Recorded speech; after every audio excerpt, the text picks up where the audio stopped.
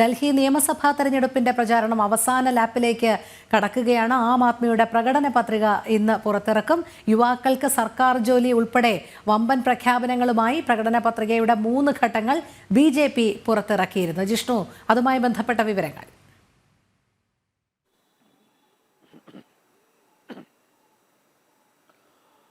രോഹിണി, രാജ്യ തലസ്ഥാനത്ത് തെരഞ്ഞെടുപ്പ് പ്രചാരണ ചൂട് കനക്കുകയാണ്. ശൈത്യത്തെ മറികടന്നുകൊണ്ട് ജനങ്ങളുടെ മനസ്സിലേക്ക് തെരഞ്ഞെടുപ്പ് പ്രചാരണത്തിന്റെ ചൂടെത്തുന്നു. അതിശക്തമായ പ്രചാരണ പ്രവർത്തനങ്ങൾ BJPയും ആം ആദ്മിയും BJPയും തമ്മിലുള്ളൊരു നേർക്കുനേർ മത്സരമാണ് നമുക്ക് രാജ്യ തലസ്ഥാനത്ത് കാണാൻ സാധിക്കുക. ഇരു പാർട്ടികളും അതിശക്തമായ പ്രചാരണ പ്രവർത്തനങ്ങൾ. ആം ആദ്മിയുടെ ഭാഗത്തുനിന്ന് ഭരണം നിലനിർത്താനാണെങ്കിൽ BJPയുടെ ഭാഗത്തുനിന്ന് ചരിത്രം തിരുത്തിക്കൊണ്ട് ഭരണം നേടാനുള്ള വലിയ ശ്രമമാണ് രാജ്യ തലസ്ഥാനത്ത് നടക്കുന്നത്. അതിന്റെ ഭാഗമായി അതിശക്തമായ പ്രതിവാദങ്ങൾ പ്രചാരണ പ്രവർത്തനങ്ങൾ ഡൽഹിയിൽ നടക്കുന്നു. ഇനിയും കൃത്യം 6 ദിവസം മാത്രമാണ്, അല്ലെങ്കിൽ ഒരാഴ്ച മാത്രമാണ് ഡൽഹിയിൽ പരസ്യ പ്രചാരണത്തിനുള്ളത്. ഫെബ്രുവരി 3-ന് പരസ്യ പ്രചാരണം അവസാനിക്കും. അവസാന ലാപ്പിലേക്ക് പ്രചാരണ പ്രവർത്തനങ്ങൾ എത്തുമ്പോൾ BJP ഇതിനോടകം തന്നെ പ്രകടന പത്രികയുടെയും 3 ഘട്ടങ്ങളും പുറത്തിറക്കി കഴിഞ്ഞു. മഹിളാ സ്മൃതിയിലൂടെ പ്രതിമാസം വനിതകൾക്ക് 2500 രൂപ, ഗർഭിണികളായ സ്ത്രീകൾക്ക് പ്രത്യേക പാക്കേജ്, 15,000 യുവാക്കൾക്ക് പുതുതായി സർക്കാർ ജോലി, 13,000 പുതിയ ഇലക്ട്രോണിക് ബസ്സുകൾ,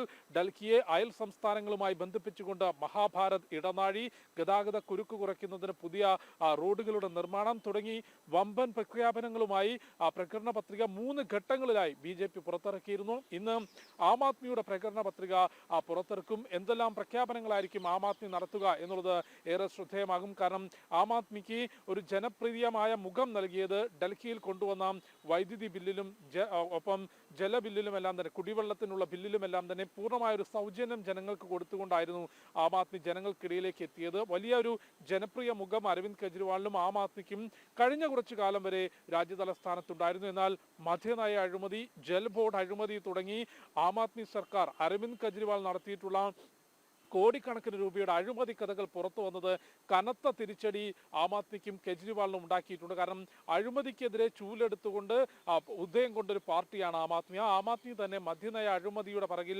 600 കോടി രൂപയുടെ അഴിമതി പണം കൈപ്പറ്റിയത് മാത്രമല്ല 2026 കോടി രൂപയുടെയും സാമ്പത്തിക നഷ്ടം ഡൽഹി സർക്കാരിന്റെ ഖജനാവിന് ഉണ്ടാക്കിയെന്ന CAG റിപ്പോർട്ട് ദിവസങ്ങൾക്ക് മുൻപ് പുറത്തു വന്നിരുന്നു. ജൽ ബോർഡ് അഴിമതിയിലും കോടിക്കണക്കിന് രൂപയുടെ അഴിമതി അരവിന്ദ് കെജ്രിവാളും ആം ആദ്മി നേതാക്കളും നടത്തി. ഈ അഴിമതികളുടെ എല്ലാം തന്നെ സൂത്രധാരൻ കെജ്രിവാളാണ് എന്ന് അന്വേഷണ ഏജൻസികൾ നിസ്സംശയം കോടതിക്ക് മുൻപിൽ സമർപ്പിച്ചിട്ടുള്ള റിപ്പോർട്ടുകൾ ചൂണ്ടിക്കാട്ടിയിട്ടുണ്ട്. ഇത്തരം അഴിമതി കേസുകൾ, അതിൽ പുറത്തു വന്നിട്ടുള്ള തെളിവുകൾ കെജ്രിവാളിന്റെയും ആം ആദ്മിയുടെയും മുഖത്ത് വലിയ പ്രഹരമേൽപ്പിച്ചിട്ടുണ്ട് എന്ന കാര്യം ഉറപ്പാണ്. അതുകൊണ്ട് തന്നെ ഇത്തവണ ഭരണം പിടിക്കാൻ ഉറച്ചുകൊണ്ടുള്ള പ്രചാരണ പ്രവർത്തനങ്ങൾ BJPയുടെ ഭാഗത്തുനിന്ന് നടക്കുന്നുണ്ട്. അത് എത്രത്തോളം ജനങ്ങൾ ഏറ്റെടുക്കുമെന്നാണ് നോക്കേണ്ടത്. കാരണം ലോക്സഭാ തെരഞ്ഞെടുപ്പ് പരിശോധിക്കുമ്പോൾ കഴിഞ്ഞ 2 ലോക്സഭാ തെരഞ്ഞെടുപ്പിലും 54% മുകളിൽ വോട്ട് നേടിക്കൊണ്ട് ഡൽഹിയിലെ 7 ലോക്സഭാ മണ്ഡലങ്ങളും പ്രധാനമന്ത്രി നരേന്ദ്രമോദിക്കൊപ്പം BJPക്കൊപ്പം നിന്നതാണ്. അതായത് കെജ്രിവാളിന് ആം ആദ്മിക്ക് വോട്ട് ചെയ്യുന്ന അതേ ജനത തന്നെയാണ് ലോക്സഭാ തെരഞ്ഞെടുപ്പ് എത്തുമ്പോൾ